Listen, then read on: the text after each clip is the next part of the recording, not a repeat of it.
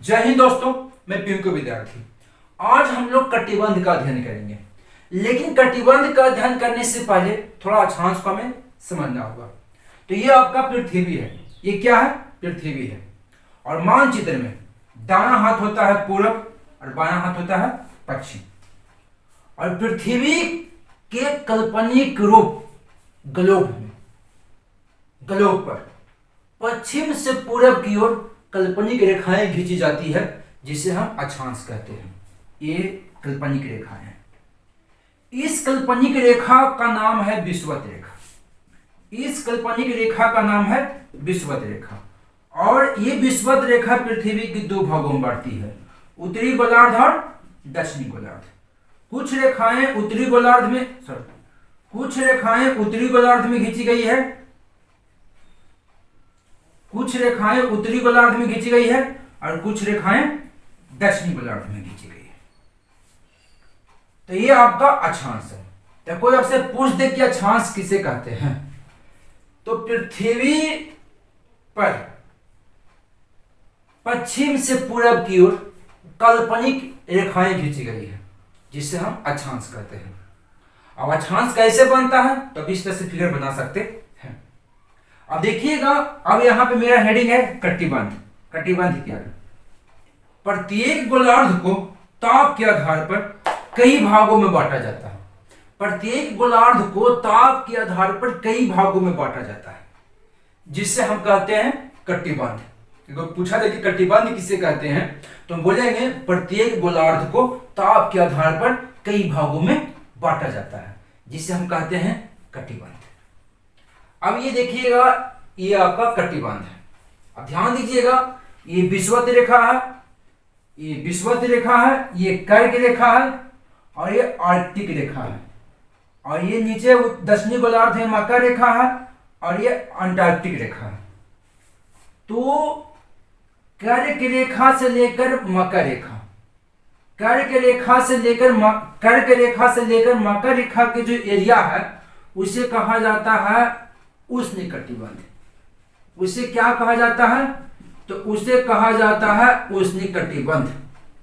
तो अगर आपसे पूछा जाए कि उष्णकटिबंध किसे कहते हैं, या ग्लोब का कौन सा हिस्सा है, कौन सा एरिया है जो उष्णकटिबंध है, तो उत्तरी गोलार्ध में 23.5 डिग्री और दक्षिणी गोलार्ध में 23.5 डिग्री, या उत्तरी गोलार्ध 23.5 और दक्षिणी गोलार्ध 23.5, या कर्क रेखा से लेकर मकर रेखा वाले एरिया को हम कहते हैं उष्णकटिबंध। यानी हम इसे शॉर्ट में भी बोल सकते हैं कि कर्क रेखा से लेकर मकर रेखा की जो एरिया है, उसे कहा जाता है उष्णकटिबंध। यानी ग्लोब पर कर्क रेखा से लेकर मकर रेखा तक की हिस्से को उष्णकटिबंध कहा जाता है।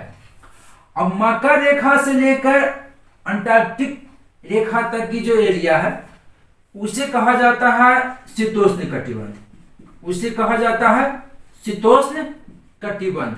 उसे कहा जाता है शीतोष्ण कटिबंध। अब उत्तरी गोलार्ध में देखें तो कर्क रेखा से लेकर आर्कटिक रेखा तक की एरिया है, उसे भी कहा जाता है शीतोष्ण कटिबंध। शीतोष्ण कटिबंध। तो दक्षिणी गोलार्ध में मकर रेखा से लेकर अंटार्कटिक रेखा तक की एरिया को शीतोष्ण कटिबंध, और उत्तरी गोलार्ध में कर्क रेखा से लेकर आर्कटिक रेखा तक की एरिया को शीतोष्ण कटिबंध। नाम तो एक ही है, लेकिन ये है उत्तरी गोलार्ध में, यह है दक्षिणी गोलार्ध में। तो हम इसे बोल सकते हैं उत्तरी शीतोष्ण कटिबंध और इसे बोल सकते हैं दक्षिणी शीतोष्ण कटिबंध। अब दक्षिणी गोलार्ध में आर्कटिक रेखा से लेकर ध्रुव तक की जो एरिया है ना, उसे कहा जाता है शीत कटिबंध। उसे कहा जाता है शीत कटिबंध। और आर्कटिक, अब उत्तरी गोलार्ध में आर्कटिक रेखा से लेकर ध्रुव तक की जो एरिया है, उसे कहा जाता है शीत कटिबंध। उसे क्या कहा जाता है? शीत कटिबंध। यानी दक्षिणी गोलार्ध में अंटार्कटिक रेखा से लेकर ध्रुव तक की एरिया को शीत कटिबंध, और उत्तरी गोलार्ध में आर्कटिक रेखा से लेकर ध्रुव तक के एरिया को शीत कटिबंध। यहां भी नाम एक है, तो ये उत्तरी गोलार्ध में है, तो ये उत्तरी शीत कटिबंध भी हो सकता है। और ये दक्षिणी गोलार्ध में है, तो ये दक्षिणी शीत कटिबंध भी हो सकता। ये आपका पृथ्वी है और ये सूरज। अब देखिएगा सूरज का प्रकाश पृथ्वी पर जा रही है, तो सूरज का प्रकाश पृथ्वी के सभी भागों पर समान नहीं पड़ती है। यानी सूरज का जो प्रकाश है वो पृथ्वी की सभी भागों पर समान नहीं है। अब देखिएगा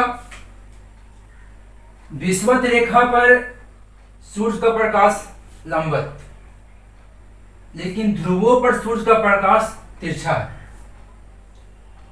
यानी सूरज की प्रकाश को विषुवत रेखा के पास आने पर कम लंबाई तय करना पड़ता है, लेकिन सूरज की प्रकाश को ध्रुवों के पास जाने के लिए ज्यादा लंबाई तय करना पड़ता है, ज्यादा दूरी तय करना पड़ता है। यानी सूरज की प्रकाश को विषुवत रेखा के पास आने के लिए, सूरज की प्रकाश को विषुवत रेखा के पास आने के लिए कम दूरी तय करना पड़ता है, लेकिन सूरज की प्रकाश को ध्रुवों के पास जाने के लिए ज्यादा दूरी तय करना पड़ता है। विषुवत रेखा पे सूरज का प्रकाश लंबवत और ध्रुवों पर सूरज का प्रकाश तिरछा। तो आप ये इतना सा समझ गए होंगे कि ध्रुव पर ठंडा होगा और विषुवत रेखा पर गर्म। तो विषुवत रेखा आपका गर्म हो गया और ध्रुव हो गया ठंडा।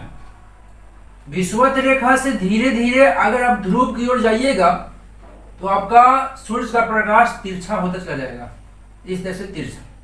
विषुवत रेखा से अगर आप ध्रुव की तरफ जाइएगा तो सूरज का प्रकाश धीरे धीरे तिरछा। तो विषुवत रेखा से ध्रुव की तरफ जाने पर जो तापमान है यानी टेम्परेचर है वो धीरे धीरे कम होता है। धीरे धीरे क्या होता है? कम होता है। आगे आपको बताया गया कि कर्क रेखा से मकर रेखा का जो एरिया है उसे कहा जाता है उष्णकटिबंध। कर्क रेखा से मकर रेखा का जो एरिया है, ये जो कर्क रेखा से मकर रेखा का जो एरिया है उसे कहा जाता है उष्णकटिबंध। ये आपका हो गया उष्णकटिबंध।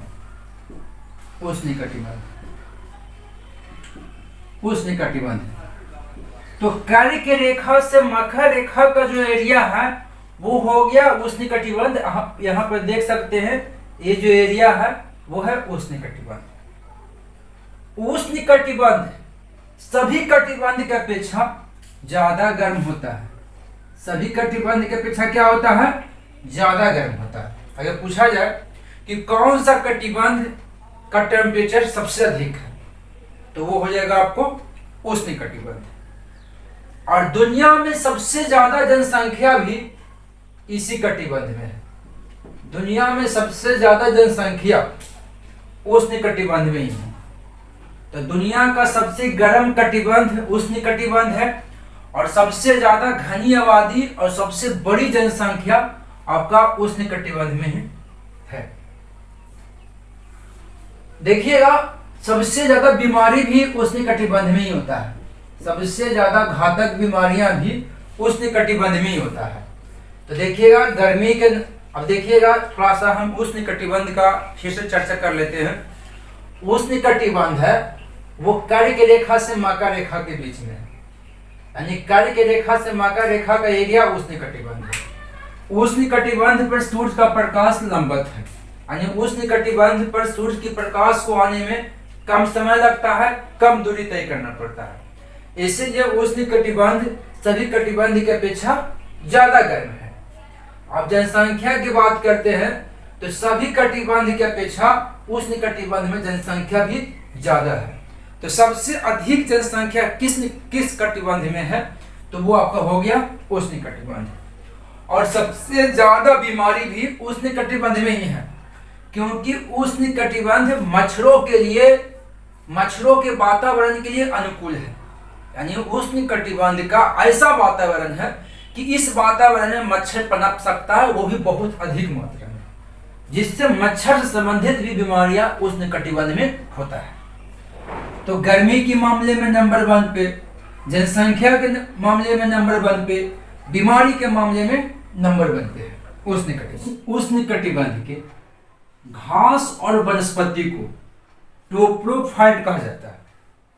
यानी उष्णकटिबंध के जो घास होते हैं और उसके जो वनस्पति होते हैं उसे कहा जाता है टोप्रोफाइट। और उष्णकटिबंध के मरुस्थलीय क्षेत्र की जो वनस्पति होते हैं, यानी उष्णकटिबंध के मरुस्थल में जो वनस्पति उगते हैं उसे कहा जाता है ज़ीरोफाइट। उसे क्या कहा जाता है? ज़ीरोफाइट। अब हम पढ़ेंगे शीतोष्णकटिबंध। तो ये आपका हो गया शीतोष्णकटिबंध।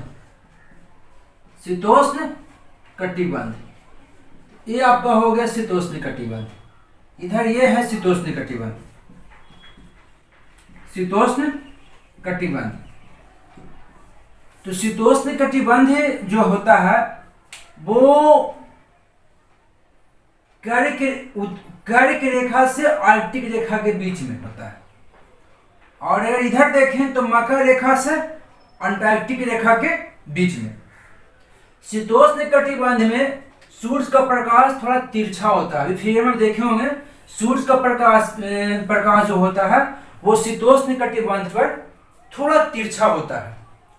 और शीतोष्णकटिबंध पर सूर्य का प्रकाश तिरछा होने के कारण वहां न तो ज्यादा गर्मी पड़ती है और न ही ज्यादा सर्दी।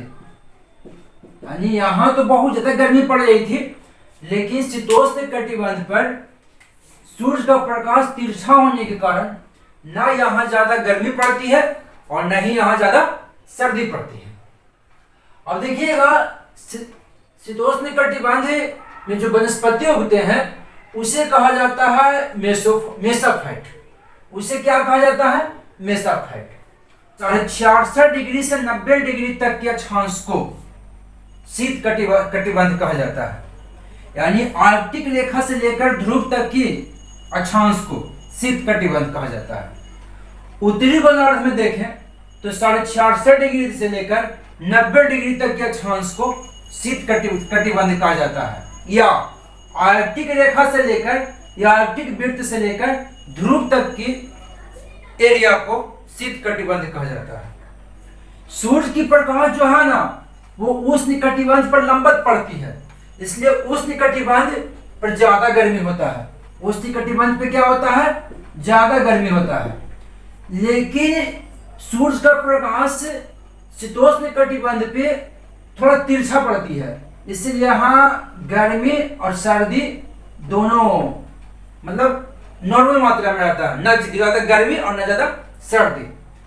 लेकिन ये सूर्य का प्रकाश है वो शीत कटिबंध में पूरी तरह से तिरछा पड़ती है, पूरी तरह से तिरछा पड़ती है। यही कारण यहाँ ज्यादा सर्दी होती है, यहाँ ज्यादा सर्दी होती है।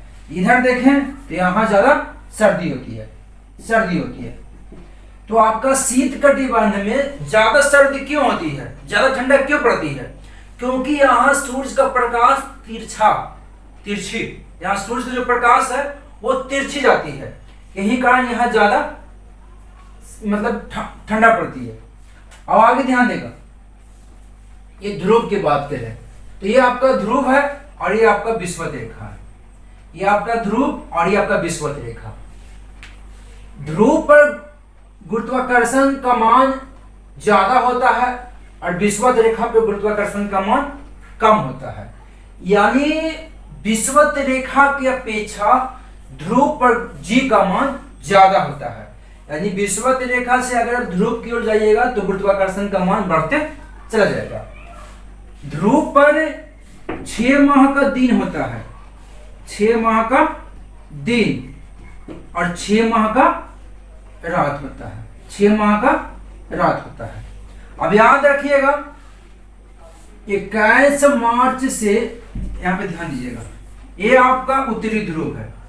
ये क्या है? उत्तरी ध्रुव। और ये हो गया आपका दक्षिणी ध्रुव। तो यहाँ में देख सकते हैं ये आपका उत्तरी ध्रुव है और ये दक्षिणी ध्रुव है। तो 21 मार्च से लेकर 23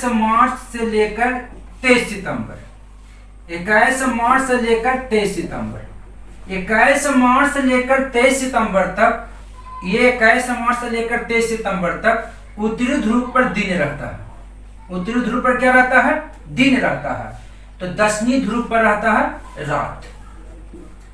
तो एक यानी ध्रुव पर 6 माह का दिन होता है, 6 माह का रात होता है। तो 21 मार्च से लेकर 23 सितंबर तक उत्तरी ध्रुव पर दिन रहता है, लेकिन वहीं दक्षिणी ध्रुव पर क्या रहता है? रात। यानी 21 मार्च से 23 सितंबर तक यहाँ दिन रहेगा और यहाँ क्या रहेगा? रात। लेकिन अब चलते हैं फिर से उत्तरी ध्रुव और दक्षिणी ध्रुव लिखेंगे, उत्तरी ध्रुव और दक्षिणी ध्रुव। तो फिर हो गया 23 सितंबर से लेकर 21 मार्च। तो 23 सितंबर से लेकर 21 मार्च तक उत्तरी ध्रुव पर रात रहता है, तो दक्षिणी ध्रुव पर क्या रहेगा? दिन रहेगा। यानी ध्रुवों पर 6 माह का दिन और 6 माह का रात।